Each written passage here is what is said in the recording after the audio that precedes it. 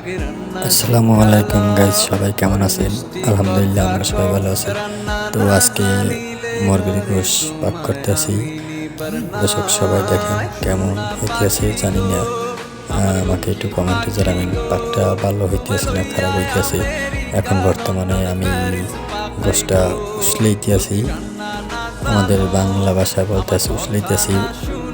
তো উসলাই না হয় না এখনও, আর একটু লাগবে, ঠিক আছে।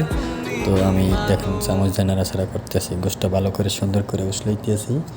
তো আমাকে কমেন্টে জানাবেন যে গোশটা আমার পাক করা কেমন হয়েছে, ভালো হয়েছে না খারাপ হয়েছে, ঠিক আছে। তো আপনাদের দেখানোর জন্য তাই ভিডিওটা নিলাম। তা পরবর্তী ভিডিওতে আবার দেখা যাবে কি হয়, ঠিক আছে। তো সবাই ভালো থাকবেন, ঠিক আছে। আলহামদুলিল্লাহ, পরবর্তী ভিডিওতে দেখানো যাবে। লাইক কমেন্ট শেয়ার করবেন, ভালো হলে কমেন্টে জানাবেন, খারাপ হলে কমেন্টে জানাবেন। আর লাইক শেয়ার কমেন্ট করবেন, ঠিক আছে।